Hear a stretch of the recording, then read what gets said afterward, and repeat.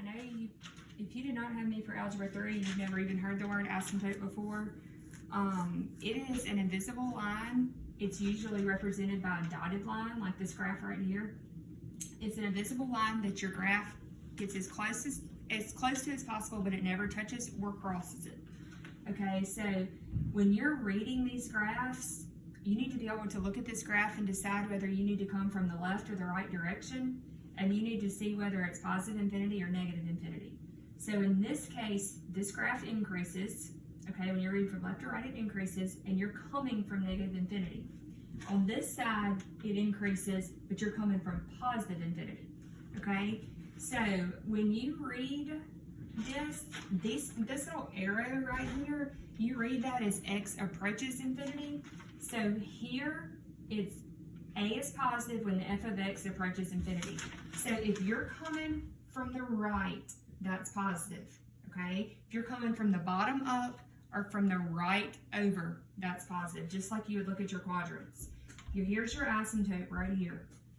So A is positive, you're coming from the right, it goes up, so it's positive infinity. Okay, here A is negative because you have to come from the left. Left and down is negative. So if you're coming from the left side and you go up, notice that this graph goes up, it never touches the dotted line, which is your vertical asymptote, okay? So when you're coming from the left and you go up, it's coming from negative infinity. So f of x approaches negative infinity, okay?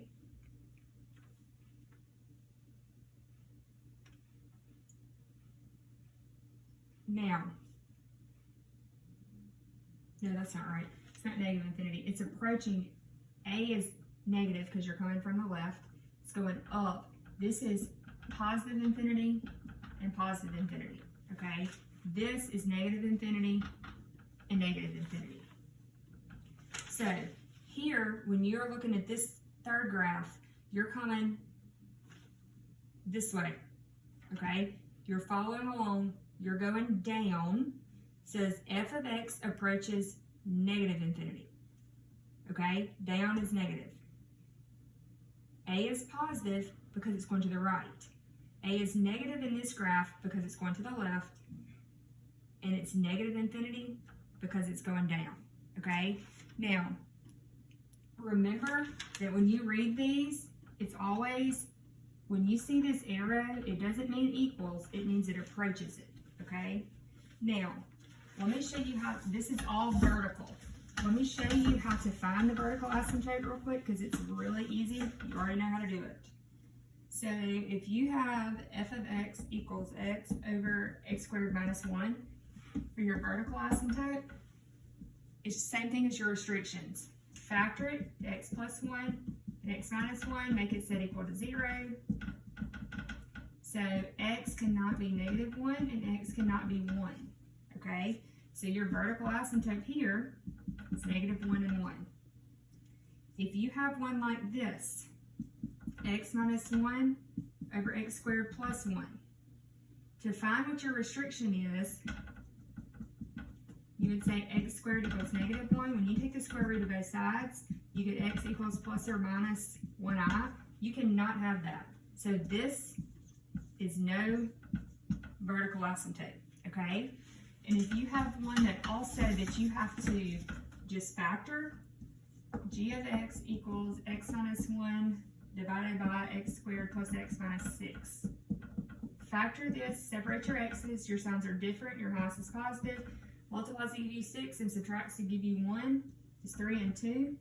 So x cannot equal negative 3 or positive 2. So your vertical asymptotes are negative 3 and positive 2. So vertical is the exact same thing as your restrictions. Now, horizontal is a little different when it comes to finding them, but when you read them, it's basically the same. Okay, let me get these for you real fast.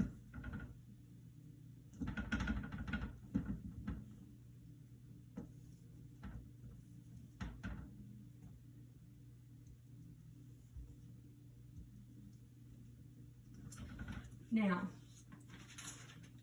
right here, as x approaches infinity, okay, as x approaches infinity, this is y equals b. Okay, you're reading from left to right. As x approaches infinity, f of x approaches b. Now here, as x approaches infinity, f of x also approaches b. As you approach infinity, it's always going to say that on the horizontal. All right, it doesn't matter really how it looks. As long as it doesn't touch that dotted line, it's still going to be like this when you read it. You should not have to read those on your My Math Labs, but just in case something like that comes up, that's how you would read them.